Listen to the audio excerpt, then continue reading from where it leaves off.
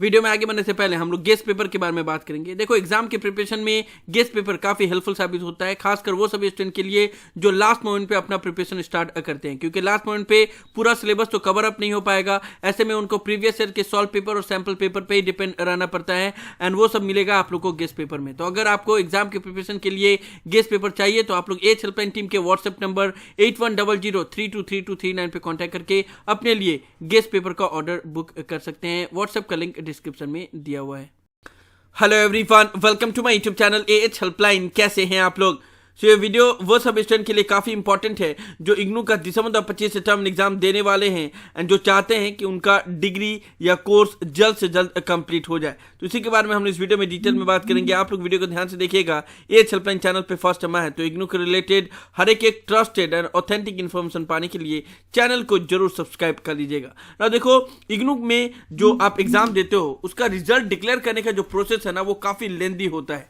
बहुत बार देखा गया है कि 4-4 महीना 5-5 महीना गुजर जाते हैं लेकिन कंप्लीट रिजल्ट डिक्लेयर नहीं होता है। एंड बहुत सारे स्टूडेंट जो ग्रेजुएशन के बेसिस पे डिफरेंट कॉम्पिटिटिव एग्जाम देना चाहते हैं या फिर हायर स्टडीज करना चाहते हैं, वो ये लेट से रिजल्ट डिक्लेयर होने की वजह से एग्जाम में अप्लाई नहीं कर पाते हैं या फिर डिफरेंट हायर स्टडीज के लिए भी अप्लाई नहीं कर पाते हैं।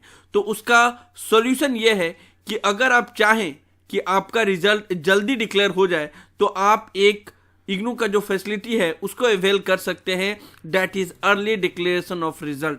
इग्नू में ये फैसिलिटी है कि अगर आप चाहें तो आपका रिजल्ट जल्दी डिक्लेयर हो सकता है, लेकिन उसके लिए आपको अर्ली डिक्लेरेशन ऑफ रिजल्ट के लिए अप्लाई करना पड़ेगा एंड उसके लिए फीस भी पेमेंट करना पड़ेगा पर पेपर 1000 रुपीज़। यानी कि अगर 4 पेपर के लिए अप्लाई कर रहे हो तो 4000 रुपया आपको पे करना पड़ेगा, जिससे आपका रिजल्ट जल्द से जल्द डिक्लेयर हो जाएगा। विद इन 1 मंथ के अंदर में डिक्लेयर हो जाता है। बाकी अदर स्टूडेंट का रिजल्ट डिक्लेयर होने में 3 से 4 महीना 5 महीना भी लग जाते हैं, लेकिन आपका रिजल्ट जल्दी डिक्लेयर हो जाता है क्योंकि जो भी स्टूडेंट इस फॉर्म को फिलअप करते हैं उनका पेपर अलग से इवैल्यूएशन सेंटर पे जाता है एंड अलग से उनके लिए जो एग्जामिनर है वो अपॉइंट करके उनका पेपर चेक करके उसके बाद से रिजल्ट डिक्लेयर कर दिया जाता है। तो इग्नू में रिजल्ट डिक्लेयर करने का प्रोसेस यही रहता है कि पहले अर्ली डिक्लेरेशन के लिए जो भी स्टूडेंट अप्लाई कर रहे होते हैं उनका रिजल्ट डिक्लेयर होता है, उसके बाद से फिर नॉर्मल स्टूडेंट का रिजल्ट डिक्लेयर होता है। तो जितने भी स्टूडेंट को जल्दी रिजल्ट चाहिए वो ये फॉर्म को फिलअप कर सकते हैं। इस फॉर्म का लिंक मैंने डिस्क्रिप्शन में दिया हुआ है, साथ ही साथ टेलीग्राम चैनल पे अपलोड कर दिया गया है,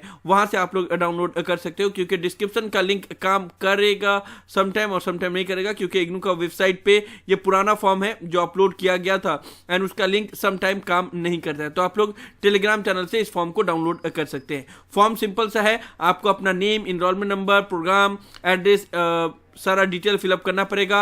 और इस फॉर्म में सबसे इंपॉर्टेंट चीज ये है कि आपको रीजन बताना पड़ेगा। ऐसा नहीं है कि जितने भी स्टूडेंट इसके लिए अप्लाई करेंगे सभी का अप्रूव ही हो जाएगा, उसमें आपको रीजन बताना पड़ेगा। वैसे इस फॉर्म को कैसे फिलअप करना है एंड रीजन में क्या देना है, क्या क्या रूल्स एंड रेगुलेशन है, उसके ऊपर मैंने डिटेल में इस वीडियो में बताया हुआ है। आप लोग चाहें तो ये वीडियो देख सकते हैं, डिस्क्रिप्शन में और ऊपर कार्ड में वीडियो का लिंक दिया हुआ है।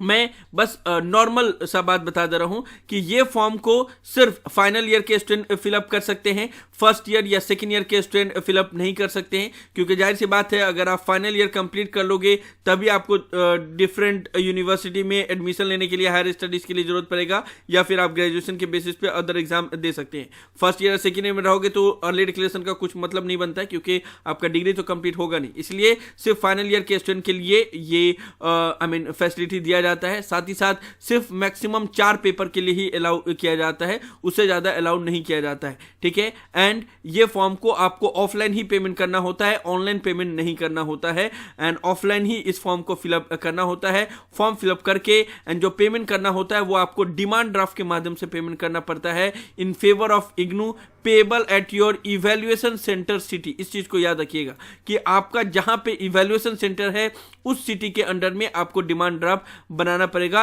1000 का इन फेवर ऑफ इग्नू। अब आपको कैसे पता चलेगा कि आपका इवैल्यूएशन सेंटर कहां पे है? तो देखो, उसका एक लिस्ट है जो इस फॉर्म के साथ अटैच है। जहां पे आप एग्जाम देते हो उसी के बेस पे आपका इवैल्यूएशन सेंटर डिसाइड होता है। जैसे आपने भोपाल में, जबलपुर में, रायपुर, अहमदाबाद, राजकोट, नागपुर, पुणे यहां पे एग्जाम दिया तो आपका जो इवैल्यूएशन सेंटर है वो भोपाल पड़ता है। उसी तरीके से कोलकाता में, भुवनेश्वर में, देवघर में, रांची में यहाँ पे एग्जाम दिया तो भुवनेश्वर पड़ता है। दिल्ली 1, दिल्ली दिल्ली 2, दिल्ली 3, जयपुर, जोधपुर, नोएडा, ये सब दिल्ली के अंडर में ही आता है। वहीं पे आपका पेपर चेकिंग होता है। बेंगलुरु में, मुंबई में अगर आपने एग्जाम दिया तो आपका कोची में होता है। उसी तरीके से टोटल 7 इवैल्यूएशन सेंटर हैं एंड जहां पे आप एग्जाम देते हो उसी के बेसिस पे आपका इवैल्यूएशन सेंटर डिसाइड होता है। एंड मान लो अगर आपने एग्जाम दिया है मुंबई में तो आपका जो डिमांड ड्राफ्ट बनेगा in favour of IGNOU payable eight Kochi, ठीक है। तो जो भी सिटी है इवैल्यूएशन सेंटर का उसी के अंडर में आपका डिमांड ड्राफ्ट बनेगा। तो सिंपली आप लोग को इस फॉर्म को फिलअप करना है एंड उसके बाद से इसको ऑफलाइन यहाँ जो आपका इवैल्यूएशन सेंटर है उसके एड्रेस पे भेज देना है। और जो पेमेंट करना है वो पेमेंट करना है आपको डिमांड ड्राफ्ट से। डिमांड ड्राफ्ट बनाने के लिए फॉर्म कैसे फिलअप किया जाता है उसके ऊपर भी मैंने वीडियो बनाया हुआ है, आप लोग चाहें तो वो वीडियो देख सकते हैं।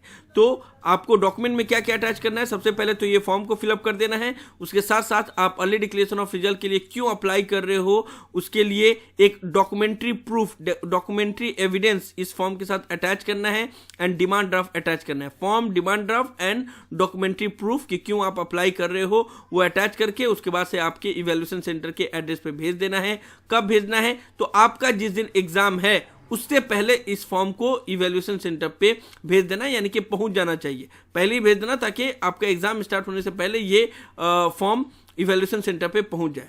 एग्जाम स्टार्ट है 1 दिसंबर से, लेकिन इसका मतलब ये नहीं है कि 1 दिसंबर से पहले आपका ये फॉर्म पहुंच जाना चाहिए।